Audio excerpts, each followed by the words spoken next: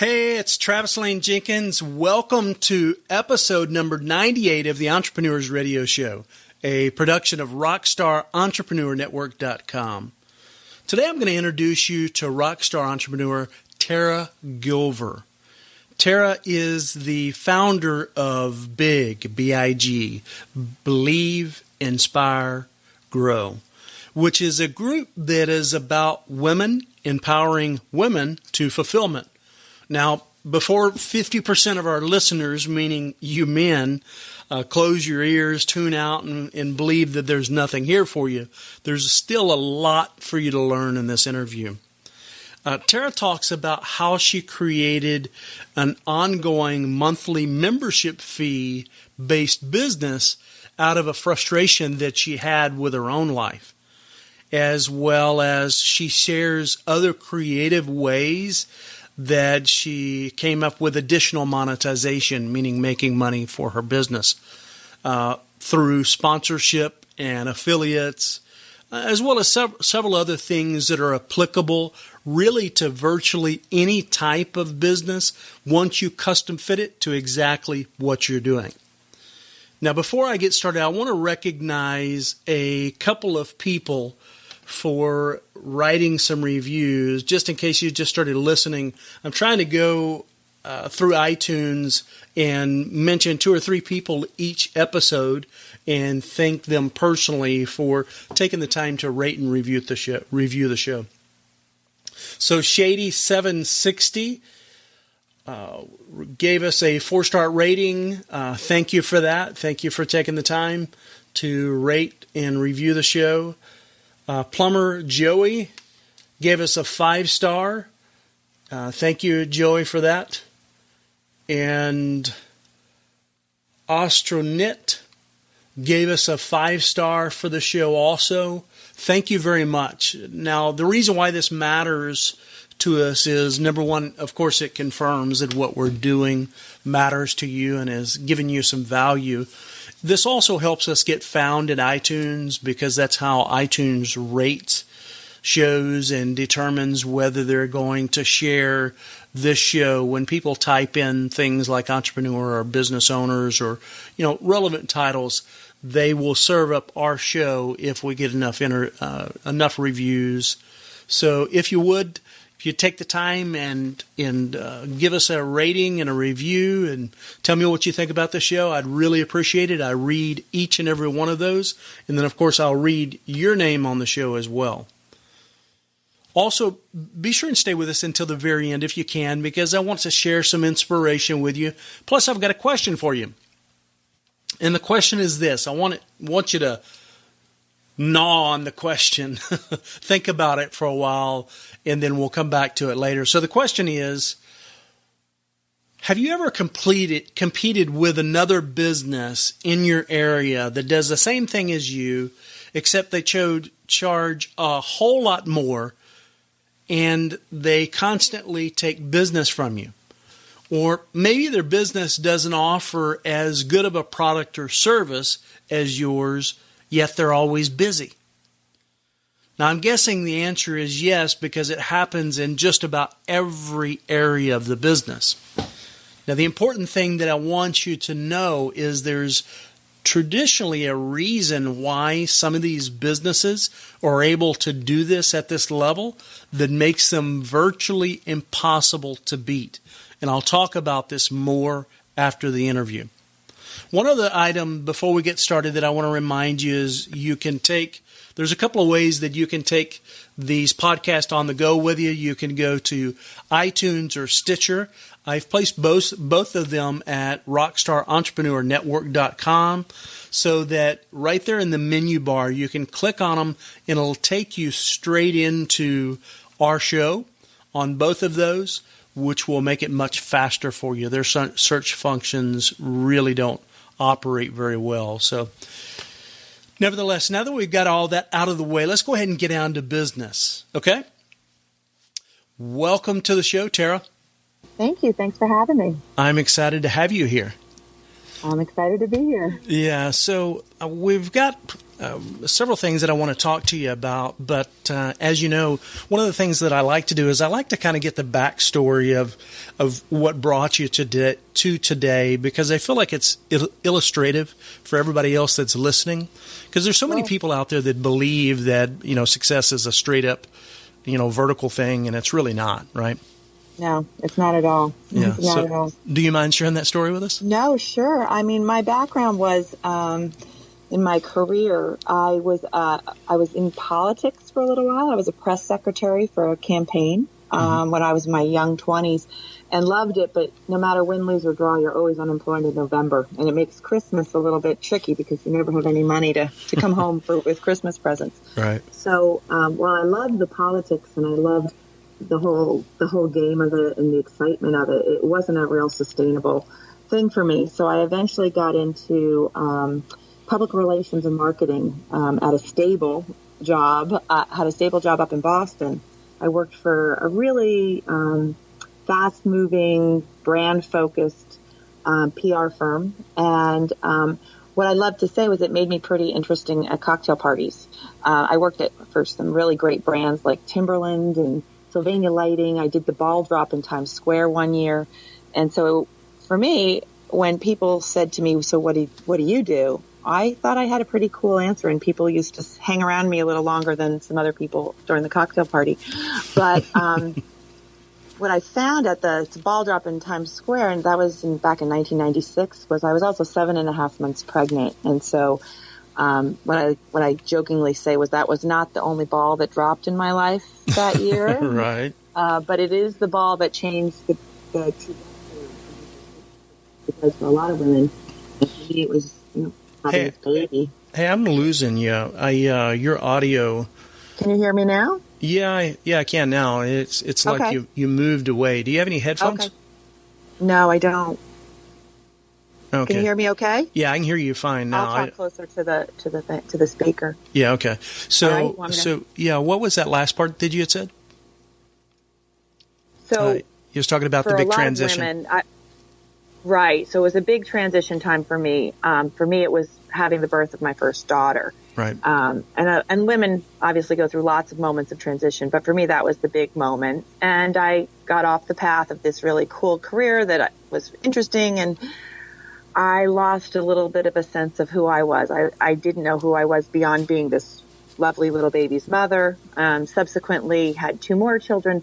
And I was like a lot of women out there. I say it's a glorification to say stay-at-home mom. Let's face it, we were housewives, Gladys Kravitz, housewives. And right. And I didn't bemoan that in any way. In fact, it was such a gift to be able to stay home, and the luxury of having somebody pay your mortgage, and my husband was able to provide for us. I had that luxury, but I was not always 100% fulfilled on one part of my brain through right. just motherhood.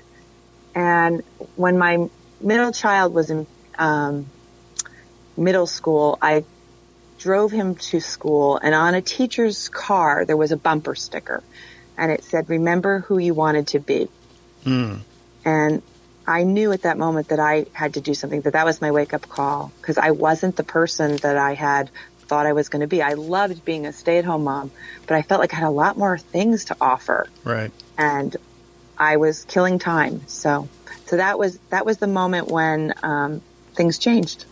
And so I completely understand what you're saying when you say you lost the sense of who you were, because sometimes you go down a path, whatever the path is, and you're so deep into that path, and this can even happen in business, to where you don't know who you are on any of those other paths. And so how did you find your way back? How did you get in touch with who you really wanted to be?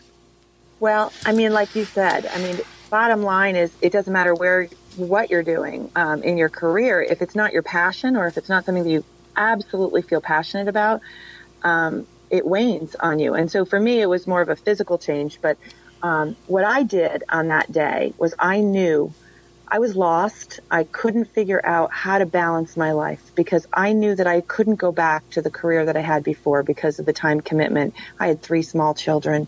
Economically, childcare and things like that were going to be prohibitive. So I did not know that I was taking the step I was taking, but what I did do was act. And I sent an email to every woman I knew in my community. Then I had acquired a lot of women that I knew. I'm Irish, and so we have the gift of the gab in my family. But I said, you know what, we're smart. And I just sent this blind email that said, we're smart and we have something to offer the world. And maybe if we got together in my living room and you came and you brought a coffee cake or some sort of bundt cake, we could sit around and figure out how we could get professionally fulfilled and keep our family and personal life whole. And I guess it touched a chord because 42 women showed up in my living room the next week. Ooh, okay. I like that. So I sort of hit, I say I didn't discover oil, but I hit oil by accident. And then I recognized that it was oil. And that's probably the best proactive thing that I did to make this voyage happen. Right. You know what I like about that? And so I think there's a misconception. At times people will wait around for inspiration or for lightning to hit or for clarity, right? And I've been guilty of this at times too. But really, sometimes what you need to do is just take a series of steps, any steps, but a series of steps. And in the process of taking those steps comes a clarity. And I think that's exactly what happened with you, is you were frustrated and you didn't know exactly how this was going to turn out or even what you were going to do, but you were just going to do something, right? Right. And I had no intentions. Right. At that time of starting a women's organization. Mm-hmm. I really thought what I was going to do was have those women come and help me figure out what my next step would be.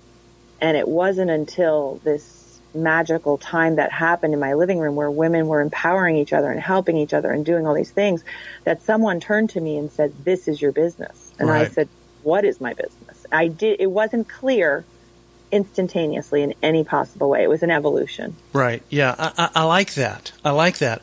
And even, my audience is male and female, and, it doesn't matter to me that you just focus on women, because what it is your journey, how you got there, points of clarity, what you're doing to grow it, and all of those other things are so illustrative that it's easy for us to get caught up in our own rhetoric and delay things. And I'm guilty of it at times. Even though I've had incredible success, sometimes I drag things out way too long because I'm analyzing rather than just taking action. And I'm always at my best when I'm constantly taking action.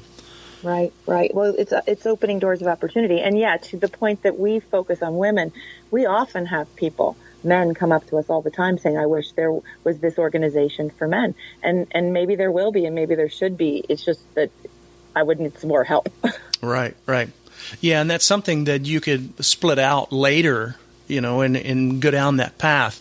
A lot of people try to target too many targets at once rather than really narrowing it down. You still have a very wide niche there, because it's half the population, right? Right. And we are just on the tip of the iceberg. One of the things that women seem to be guilty of, and I try to be disciplined about it, is chasing shiny objects. And we teach women, and we try to practice what we preach by staying focused on the core part of what we do. Because there's so many exciting things that come at you, and you always want to have a part of everything. But it's nice to know that you really have to stay on the path that you started. It's driven by your passion. Go back to your core mission, and always remind yourself your core mission, because you can easily get distracted. Mm-hmm. Yeah, the shiny syndrome is, there's an abundance of ideas out there. What we're short on is execution, right? And Yep. And so it's great to come up with new ideas. Now, I think the dangerous thing is when the ideas take you completely away from your core of what you need to accomplish. Now, you can come up with creative ideas to increase the speed or the scalability of your current idea, but shifting gears and looking in another direction is normally the point of failure for a lot of entrepreneurs. There's, an extremely high failure rate.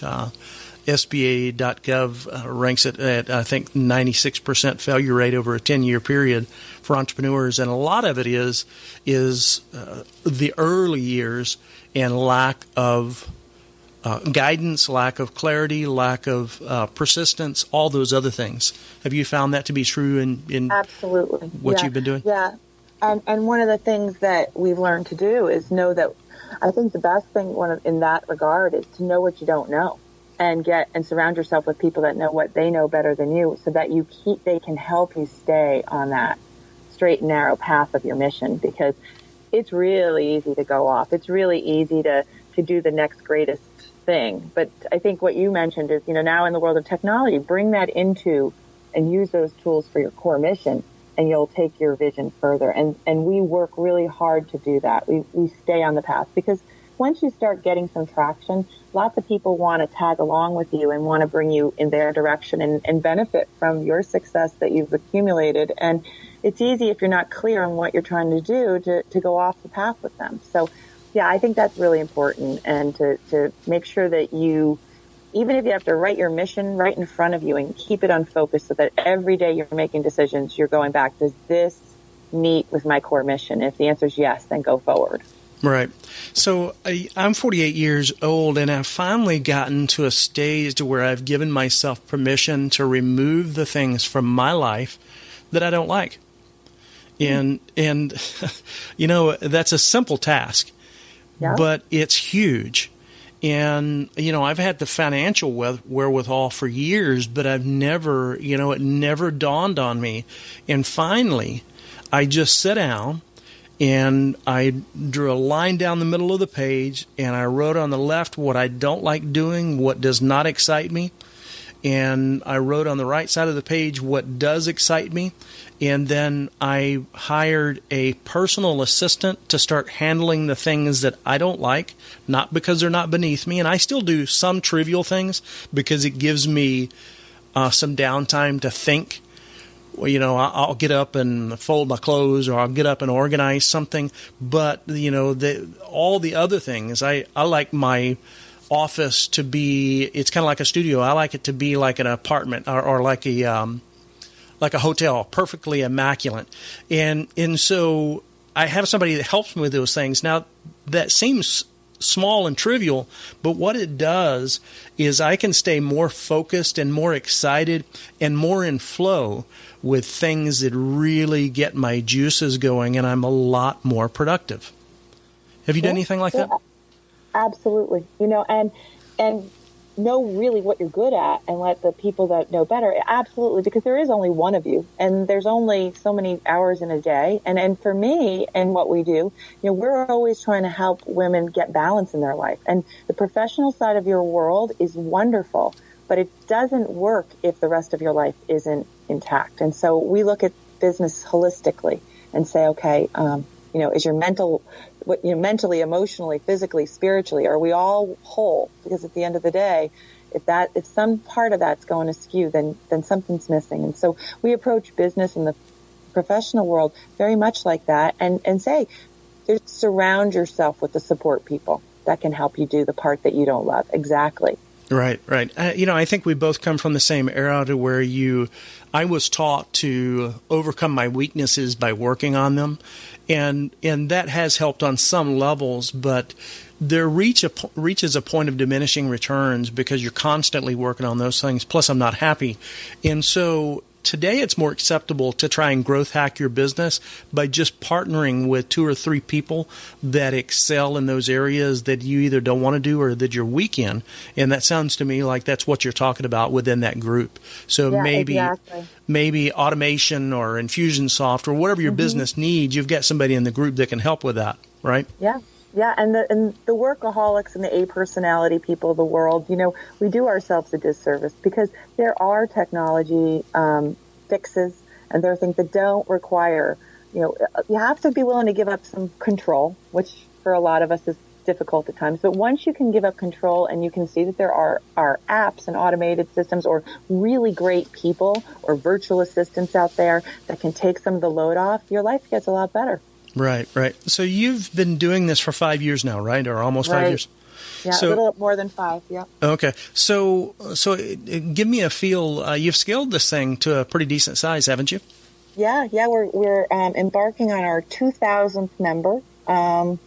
And this has been through organic growth. We haven't really utilized even social media or even PR and marketing to the degree. We're really working right now to perfect the process. But yeah, it's been 5 years. We have almost 2,000 members. We have over 50 groups that meet every month. And so we have at least 50 events a month, sometimes more depending on some special events. And it's been going wonderfully. And I really feel like we help a lot of women.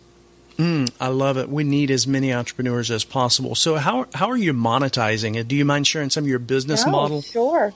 Well, I will say this. I wish I knew then what I know now, because I probably would have put money higher up on the equation earlier on. Because monetizing it is a little bit of a trick, but we're working through it. So right now we're a membership-based organization, so people pay a membership fee. We try to make that membership fee as digestible as possible, and it's very low in the world of membership organizations. It's so $29 a month is around the price that people pay to become a member.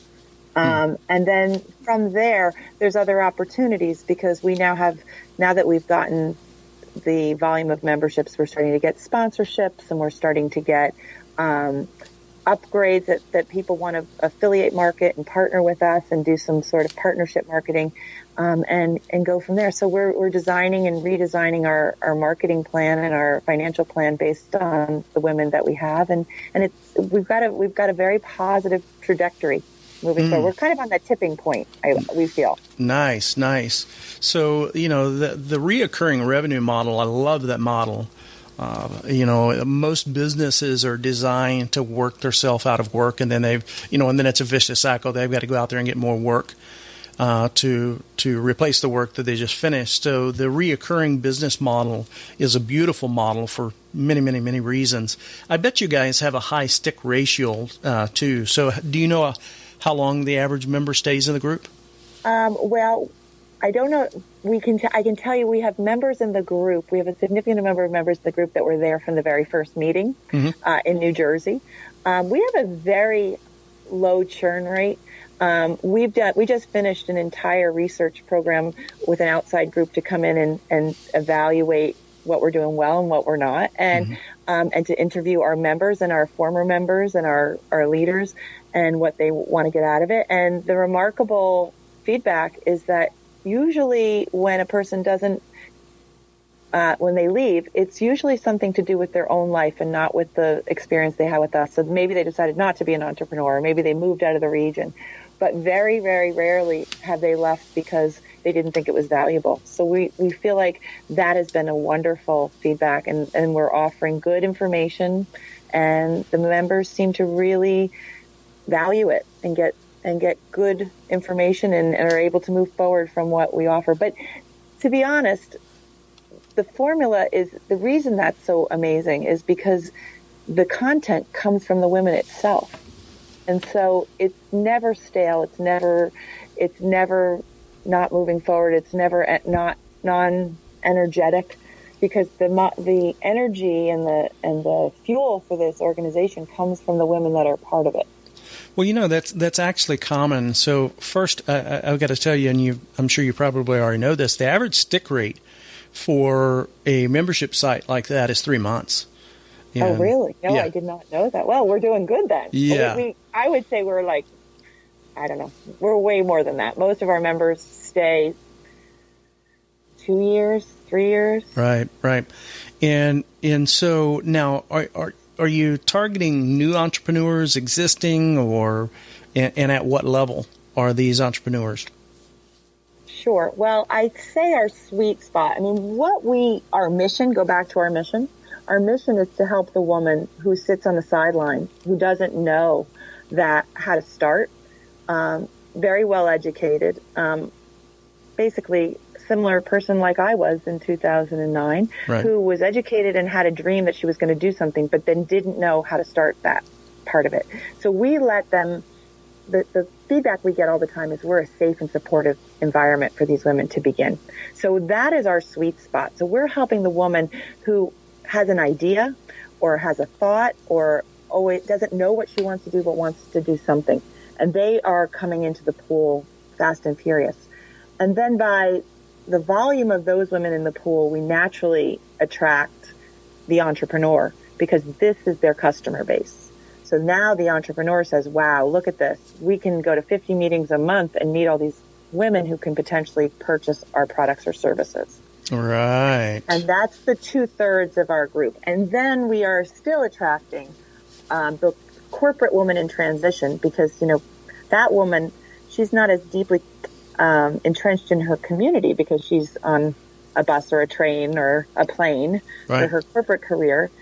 And when she decides she wants to get off that track, we're a really good, safe place and smart place for her to come and land back in her own community.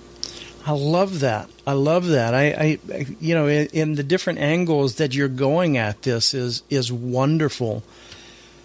Interesting. So now the 50 meetings a month, are you monetizing those at all, or are those just like meetup groups, or what are they? No, they're not meetup groups. Meetup is, although we use Meetup to let people know we're there, it's a membership-based organization, so we attract the women. Each pod, we call it a pod, and I can explain later why we call it a pod, but each pod is run by a local community leader, from entrepreneur, and we pay the entrepreneur. They get a percentage of the membership dues because we really feel strongly about women making money and doing things that actually make money, because volunteerism is something that we're trying to break them from. And we look at money as fuel. So while they're not going to get a mortgage on a house necessarily as a leader of B.I.G, it's a validation for their effort, and it's also a place for them to use as a platform to grow their own business. So the model for the leader is that they become the leader of their community. We pay them to do that, and they have a platform to grow their business. They then help attract the members, and people come in and join. So you have to join. You can come to one meeting and experience it to make sure it feels like a kind of place you want to be. And then after that, we ask you to join and become part of the membership base to continue. So the brilliance of that is they've got skin in the game. Skin in the game, yep. Right. Very important. And so they're putting time and effort in it. And so they're building it out. And that gives, we have this funny thing within us, that whenever we put time and effort into, that's why the American Idol show works, is because everybody votes for the winner and then they support them. Since they vote for them, we align with our actions. And so since they vote for this person, they go out and buy their iTunes. And so it's a very similar thing that you're doing there on a different level. Yep. Plus, the individual that's running the pod gets expert positioning at the same time, right? Exactly. And if you ask the leader, and this is universal, what they care about the paycheck. They do. If we make an accounting mistake, they let us know. But that's not what they'll say. And they won't even say it's for their own business. The reason they love doing this, and our attrition rate for our leaders is even higher than our members. We rarely have leaders leave. And it's because the thrill of helping and empowering other women is a high like no other. And they see that they actually can literally help change women's lives for the better. And that's the reason why they stick to this. We've even, said to women, you've been doing this. Are you still here? And they're horrified at the idea that we would ever ask them to stop doing it. It's just an amazing experience. Oh, I love it. So something that you said earlier is you try to dissuade the ladies from charity or donating or giving their time. And what I like about that, and I'm taking that a little bit out of context for a reason, is I think a lot of people try to help other people when they're not in a position to help. And so, it's as a silly example, it's kind of like the airplane. You need to put your own oxygen mask on first before you start helping other people. And so the biggest way to really make a gigantic impact, any person, any group, any organization, is grow your business and then adopt that person, cause, or charity and sponsor them and give to them on a regular basis. The success of your business impacts the amount of giving that you can give back. And to me, that's what I took from what you were saying is something that you're teaching is stabilize your finances and your business and then grow your giving. Right. Well, what we say in the same thing in different words is women with money have a lot more choices than women without money. Exactly. Well said. Well said. So I'm in some really high-end masterminds, and I have a mastermind as well. And it's not uncommon for the people in the mastermind to be the main reason why everybody stays in the mastermind long term. Oh, definitely. In fact, as I just finished our first mastermind program, we call it our Pinnacle Club, about 10 minutes before this call. Ah, cool. And it's amazing. Masterminds are one of those experiential, powerful tools that everyone should have the privilege of participating. Right. So here's the interesting thing. There's no other way for people that think like us to get together, right? There are some other ways, and I tried all of them, and I was very dissatisfied with them.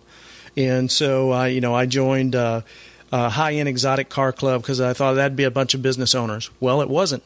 I joined the country club. A lot of retired guys, not business owners. I never could find the place where a bunch of like-minded people could go and talk about the same or similar problems that we're going through, and it was driving me crazy. And for a little while, I thought, okay, it needs to be an industry. So I started going down the path of industry-specific events. And that was boring because all they were talking about were products or whatever.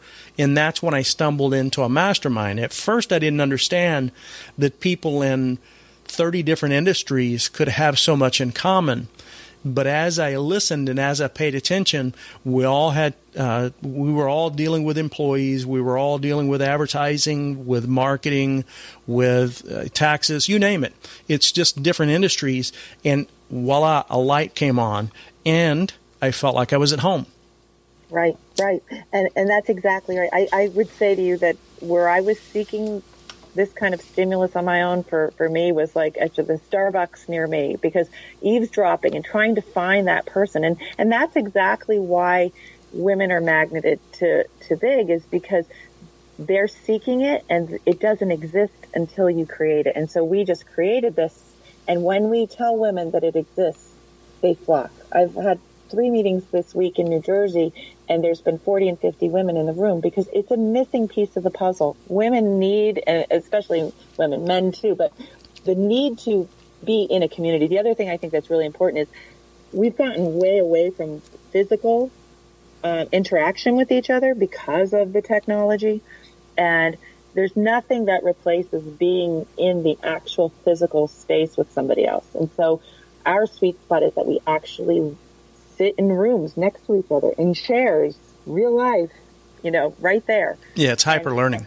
It's very, very important to the human being, to the spirit, to be able to physically be in rooms with people. We actually say in a light way that we are Weight Watchers for business, because it has a lot of the same experiences as any kind of support group out there, like when AA talks and Weight Watchers. And when you have people that have a shared interest together and you bring them and you give them a safe and supportive environment where they can explore their world, magic happens. Right. So, I'm give you an example. I'm surrounded by family, and a lot of the things that I say to my family is like I'm speaking another language. They don't. My sisters don't understand me. My father is like, what? And yet you go into a mastermind environment where you have fellow business owners. You can enter a mid-level conversation or a higher level conversation, and they can communicate with you because they know exactly where you're coming from. And that just can't exist in other places because, it's not their journey. They're not going down that path, and so they can't sympathize or empathize with you, right? And that's the problem, in my opinion. Well, I mean, fellow entrepreneurs will say, we're a different bunch, we're a different bunch, and we have to find our fellow entrepreneurs. But it is true. And when you are in that group, the endorphins go crazy and the adrenaline starts pumping, and you feel, like you said, I think a while back, you feel at home. Right. So I guess I'm curious, what's prevented you from putting scaling this thing with a little paid advertising? Well, I think what I realized is, we built this on passion and paper clips and Scotch tape. And to the degree to which it scales on its own organically, it worked great. Where we're at right now is I have to perfect the process and I have to perfect the model so that when we do scale, that it works like a well-oiled machine. So, and we're at that point right now. We just hired a strategic company to come in, do research, tell us what we're doing well, fix what's not going well, adapt technology so that when we're in, different time, we're in a couple different time zones now, it doesn't work as well. So we've got to perfect this so that when we turn the faucet on and we really want to make this thing sing, that we don't have more problems to fix than we realize. So we're at that moment where we're just really putting on our big girl pants and fixing the technology and the process. Right. We already proved the concept, we feel. So, one of the things that I would suggest to you is this, is get an account with Gliffy. It's like $5 or $6, and it's an online, in the cloud diagram tool. It's very easy to use. And what is it, Gliffy? Yeah, Gliffy. Gliffy. Let me pull it up and make sure. Yeah, Gliffy.com. And diagram your ideal path.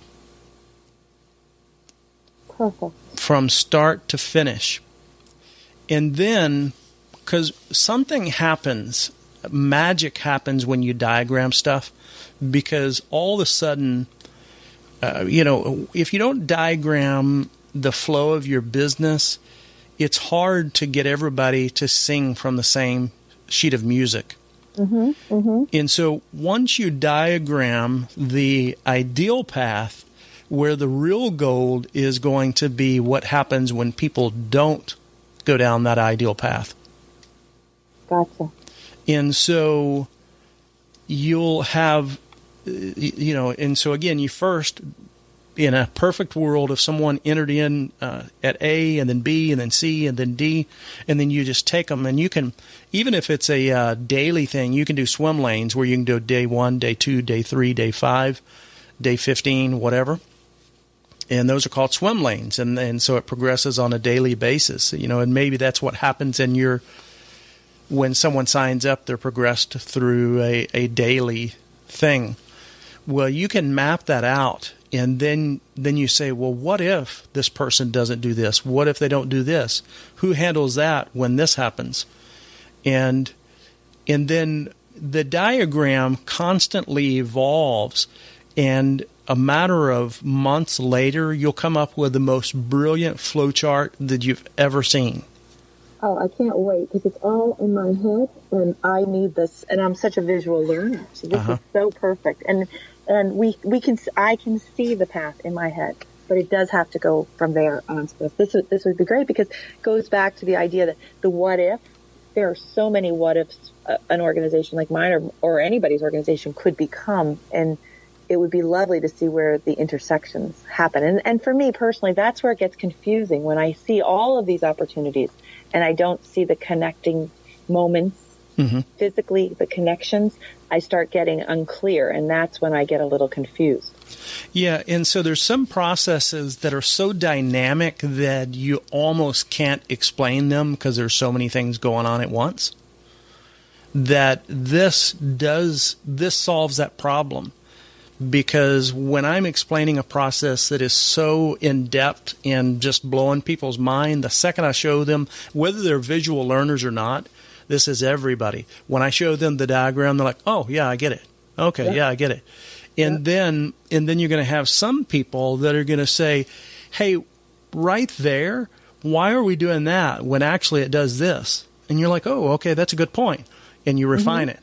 And then you constantly ask yourself, well, what happens next? What happens next? What happens next?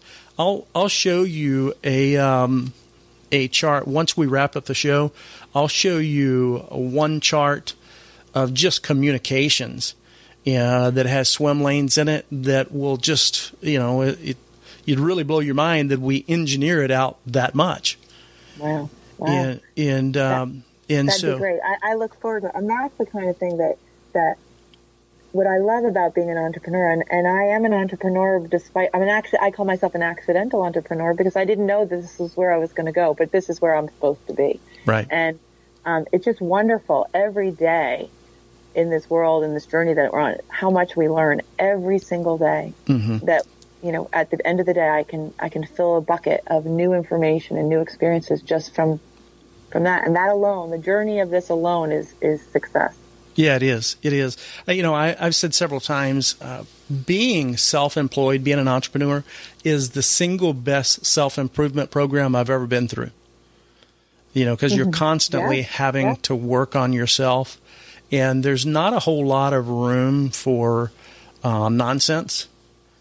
At least until you really scale it big, and then you got to be careful because then you can get surrounded with a bunch of yes people that make you lose your equilibrium and you lose touch with what's really going on rather than, reality. So you got to be careful with that. So yeah, chart it out with that, and then you standardize everything. And that sounds like that's one of the things that the company is doing. And so I stumbled into this because people were asking me how to do the same thing over and over and over. And it was driving me crazy because I had a pattern in the way that I answered the question. If they said this and this, then I would do that. And if they said that, and that, then I would do this. And it was driving me so crazy that finally I said, listen, don't you see why I tell you yes for this and no for that? And most people said no. And so I wrote out, I created a written process. And that's ultimately how I accidentally came into systemizing the business, in a way of speaking. There were some other reasons also, but that's one of the things that allowed me I have a business that's a multi-million-dollar business I spend 3 hours a week in. And it's all because I charted the path out and I systemized everything. And so now other people run it. And it's based off the same thing as McDonald's, right? They've got young people running multi-million-dollar businesses, and everybody does the same thing. 3 squirts of mustard and 3 pickles, and right? you know, and that's how they get the hamburger to taste the same in, 2 ends of the country.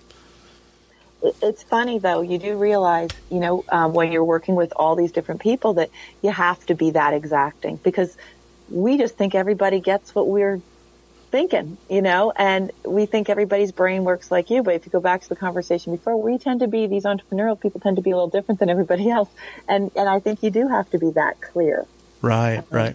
And it can be frustrating. And it sounds like, when you keep telling them and they keep not getting it, and then you show them the light. And I think I'm excited for this. I'm very excited for this because that's where we're at.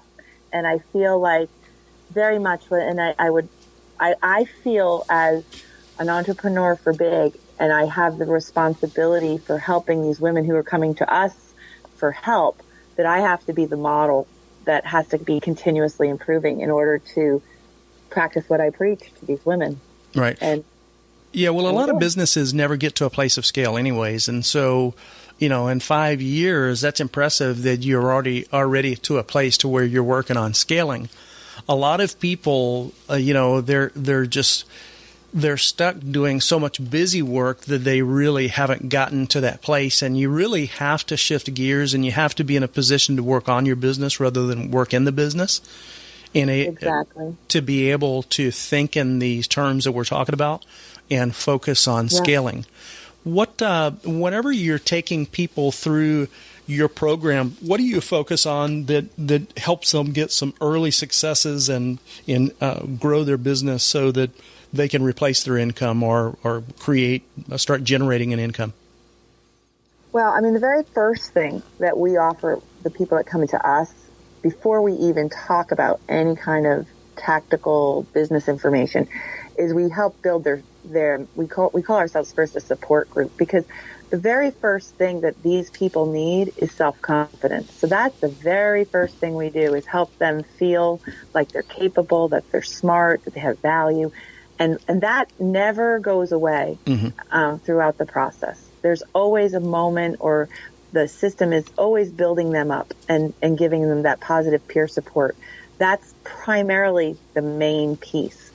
And then we say to them, and this is where the tactical part happens, and it's ongoing education, and is that you're not supposed to know everything about business. You're only supposed to know the part that you know best.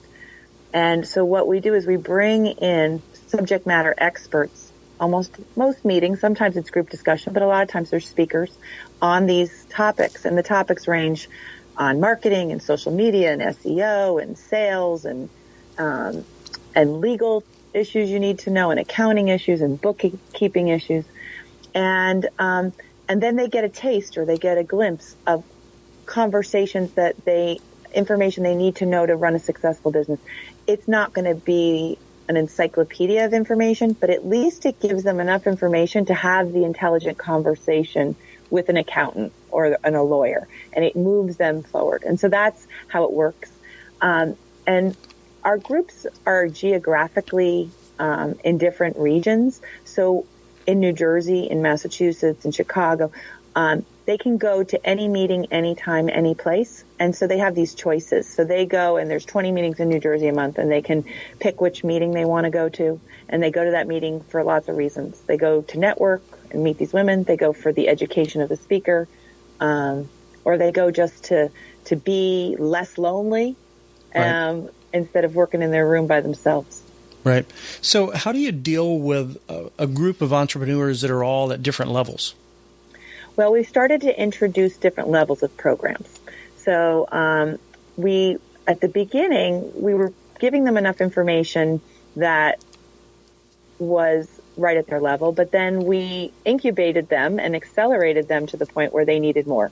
And so we've started to introduce more higher level types of programs that were more about scaling and financial profitability, and really more for a more advanced entrepreneur than a person who's just starting out. And so they have the option of upgrading into those programs. And then we offer a third program that goes to, we call it the Pinnacle Club. It's the Mastermind program, which is a deep dive to work on your business.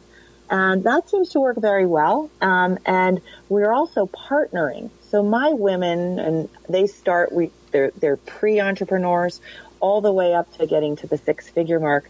And then we partner, and this is a new phase that we're going into. I'm really excited about it, with leading women entrepreneurs. So we have just started a partnership with a women's organization who has members who have $1 million to $50 million and even higher in business. And we've started a mentor-mentee relationship, and we're starting to just develop that program. But it's the power of the mentor. And so we're teaming high-level, advanced entrepreneurs with beginner entrepreneurs who really desire to grow. And so we just keep bringing in the information that they need when they need it. There's so many different opportunities for monetization here, so you're using an ascension model, right? As they get more advanced, do you increase for the more advanced classes or groups, do you increase the membership fee? Yes. Yes. Good. Very important. People don't appreciate what they don't pay for. Right. Yeah. When they don't pay attention. Right. And so, that's not always a hard and fast rule, but it is a common denominator in a lot of situations. And so you can scale that each time. You actually could bring mentors on your payroll and start monetizing it that way. It's not uncommon for coaches to charge $2,000-3,000 an hour. Right. Well, we have that also. We do work with a lot of coaches. It's a fine line because these women it's become a sorority, so we have to be careful that we're not always upselling. We don't want to be a used car dealer mentality, but there's the balance. And I think at one point we actually went too far that way and that's not all. We have the Ginsu knives, and all of a sudden people are like, wait a minute, this isn't what we thought it was, and so we scaled it back. But you're right. I mean, there's the opportunities within this seem endless, and that's where we're at right now. But it's always for the good of the woman and where she wants to take her life. And that's really, at the end of the day, I always try to put myself in their seat and say, yes, it's great for my business, but what is it good for them? And right. If I can answer true to myself that if I was sitting where they are, would I want this? Then, or they tell me they want it, because not everybody looks exactly like me, then I will try to bring it to them. Right. Yeah, I definitely like that. I completely agree with you. So let's, I just looked at the clock. We're running a little bit long, so we better segue into the lightning round. I sent you 3 questions over there. Are you ready for this? I think so, yeah. Yeah, we could talk for quite a while longer here, so I don't want to get too far off track. What book or program made an impact on you related to business that you would recommend, and why? Okay, well, I, like a lot of women like me, had a dysfunctional relationship with money. So making money was a conflict for me, and I see that happening with a lot of women. We have a very difficult relationship with making money. There's a lot of emotion associated with it, because women that I know, they want to do their business for a noble purpose. And so sometimes it seemed like making money was taking away from that. So I found a book that made me feel whole about that, and it's called Selling with a Noble Purpose. Ooh, I'm losing you. I have a book called Selling with a Noble Purpose. Oh, okay. And by Lisa Earl McLeod.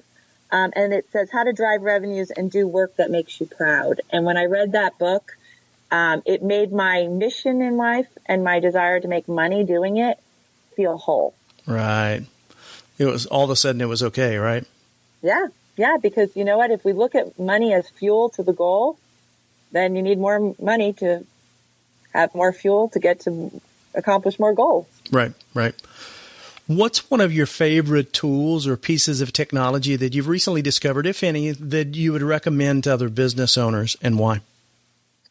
I always thought that having an app for my business was going to be too far out of my reach financially, or too complicated for me to start. And I've just discovered that technology has advanced so much that I am able to use and build apps for our business that are so user-friendly and so in sync with the women in our organization. Because for women, especially our women who are stay-at-home moms or picking up a carpool, they live their life on their iPhone, and an app is something that keeps them in touch with us. So that is my newfound discovery. Ah, I like it.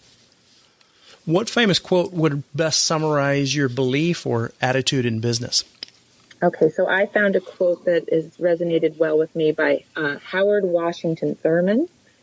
And it says, don't ask yourself what the world needs. Ask yourself what makes you come alive. And then go and do that. Because what the world needs is people who have come alive. Amen to that. Excellent. I like that. How do people connect with you? We have a website called www.believeinspiregrow.com, and that's what BIG stands for, Believe, Inspire, Grow. And they can get to me directly through that by just clicking on Contact Me, and I'll see that email on the other end of the phone. Excellent. Wonderful. Thank you for that. Remember, guys, that you can find all of the links to the books and the resources mentioned in the show, in the show notes. Just go to rockstarentrepreneur.network.com. Before I close the show today, remember at the beginning of this episode, I had asked you if there was a company that offered the same product or services as you, except they're much more expensive and they seem to be busy all the time. Or maybe they're not much more expensive, but they're busy all the time. Their product or service isn't as good as yours, yet they're busy all the time. This is normally the result of businesses using some version of what I call the iceberg effect, where they have a whole series of things going on behind the scenes that make it virtually impossible to compete with them. It also allows them to charge much more for their products and services. Now, if you want to learn some of those things, how they're done, then I would encourage you to join our sweepstakes, and I'll teach you some of those formulas that I've used to build 4 tiny little businesses into multi-million-dollar businesses. Also, to add a little fun and excitement to the program, if you join the sweepstakes and stay engaged, you'll have a chance to win $73,000 in cash and prizes, where I will personally mentor you in your business. Plus, you'll have a chance to win my personal Lamborghini. For more information, go to rockstarentrepreneur.network.com and click on the sweepstakes promotion in the upper right-hand corner. My quote for today comes from Dr. Wayne Dyer, and it reads, "Being miserable or motivate yourself. Being miserable or motivating yourself." My quote comes from Dr. Wayne Dyer, and it reads, "Be miserable or motivate yourself. It's always your choice." This is Travis Lane Jenkins signing off for now. To your incredible success, take care, my friend.